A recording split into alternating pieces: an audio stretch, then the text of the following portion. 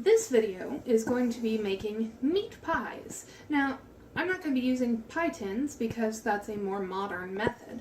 What I'm going to be making is actually essentially a bowl pie. We will be using an actual wooden bowl in order to help shape the pie crust.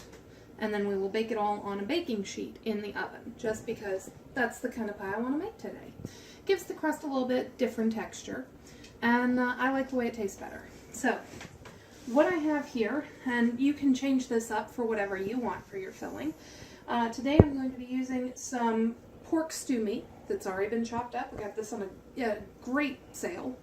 So I'm going to be using that. We've got some asparagus, some cabbage, potatoes, turnips, onions, a few leftover frozen mixed veggies, and some mushrooms. And also, just for good measure, I'm going to throw in some black beans that I had pre-cooked and frozen because I'm the kind of weirdo that has frozen beans in their freezer.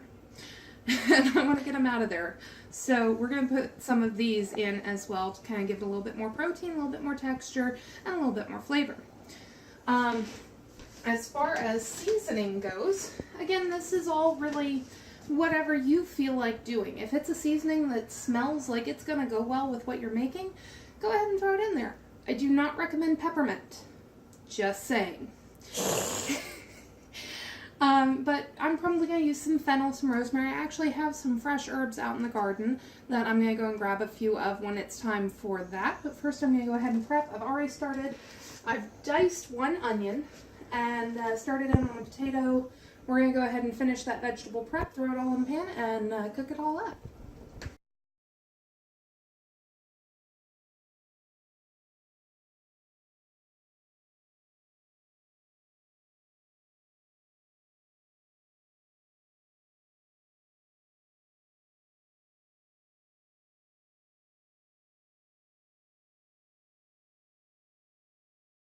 Okay, so we're about to make the pie shells for this meat pie.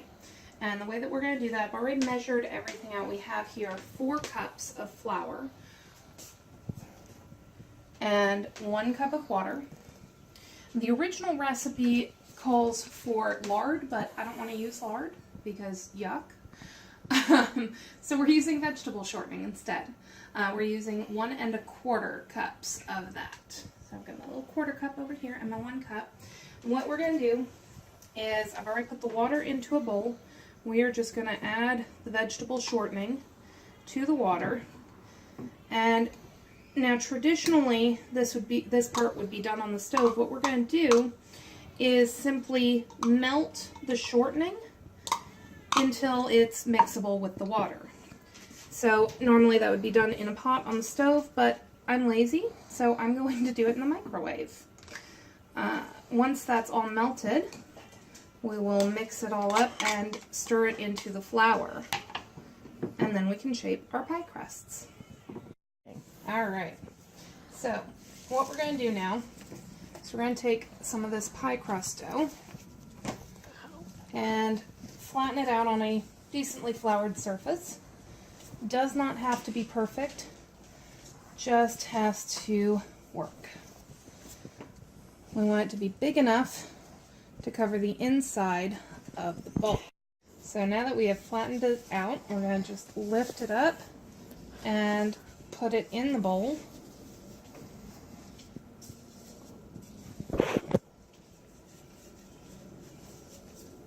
And make sure that it's covering pretty much the entire inside. Now I see that there is flour in the bowl. Yes, there is flour in the bowl to help keep it from sticking to the bowl so that when we need to lift it out, we can. Alright, so once we have it in our wooden bowl here, we are going to grab some of this filling that we've already cooked up. If you want more of a gravy with the filling, you can add some extra water and a little bit of flour while it's cooking, and that'll make a nice lovely gravy. Alright, once you've got it fairly full, we're going to come back with a little bit more flour, not much, because you do want the pie crust to attach to itself. If you have troubles with that, just wet it down with a little bit of water. Maybe a slightly smaller piece this time.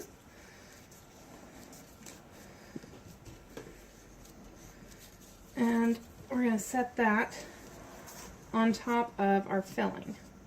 You can pull away or trim away whatever extra bits you have so that it's not going to the outsides. And then we're just going to fold it over and press it together.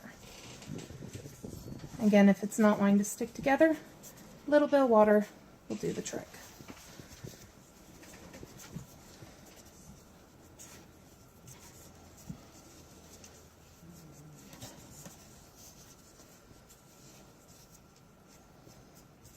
Alright, so now that we have it all stuck together and closed up, we're going to just pull it out of the bowl, brush off any extra flour that you've got. I'm going to flatten the bottom because this bowl does not have a flat bottom on the inside. We're going to place it in our pan and poke a hole in the middle. There. Once we've used up all of our pie crust and or pie filling, whichever one comes first, we're going to move these into the oven, which has been preheated to 400 degrees Fahrenheit. And we will cook those for about 30 minutes. Okay, so my lovely assistant had to leave, unfortunately, and we haven't quite got the pies in the oven yet. One thing that I did forget to mention is we're going to do an egg wash, and you're going to have to just bear with me a little bit, because I don't have a real camera right now, which means I'm recording this on my phone, and I don't have a tripod. So I'm doing this by hand, one-handed, and hopefully that will change at some point in the future, but for now, just bear with me. So one thing that I forgot to mention is we are going to do an egg wash on the top. And the reason for that is because with an egg wash, you get that nice, crispy, crunchy exterior to the crust. So, I have 2 eggs. I just plopped the whole egg in the bowl. Same bowl I was using to form the pies. And I have beat those eggs wonderfully. And I don't actually have a brush right now, so normally I would use a paper towel, but I'm also out of paper towels right now. So, all of this is going to go in the oven, so we don't need to worry too much about germs because it's all going to get cooked. Obviously still worry some about germs because not everything gets cooked out, but I'm going to clear my workspace. Okay, look at those pies. Now I do see a couple of spots that the crust was a little bit dry when I formed these. I'm going to try and pinch them together and hopefully not make it too much worse. That'll have to do. And now, since I don't have a brush or a paper towel, I'm just going to brush it on by hand. Which honestly is probably pretty close to how it would have been done in the medieval times. Just scoop and brush them. Okay, so there are my pies. I've just placed them in the oven. You can see where the egg has kind of dripped off a little bit, and that's fine. We're going to close the oven. It is already on 400, and we're just going to set a timer for 30 minutes and check in on them then. Okay, so it's been 35 minutes now, and they are finally done. Some of them split apart a little bit, but that's okay. And we're going to let these cool in the oven and then try one out. Okay, and here it is, the finished meat pie. I put it back in the bowl just because I don't want to wash a plate right now. I will say, if you wanted to have something slightly less bland than would normally be made back in medieval times, you would add salt probably to the filling and the crust. But I wanted to go for authentic. I sprinkled a little bit on here after the fact just because it is very bland. So, look at that nice flakiness. And then we've got the filling here. Let's see if I can get a bite with a little bit of everything.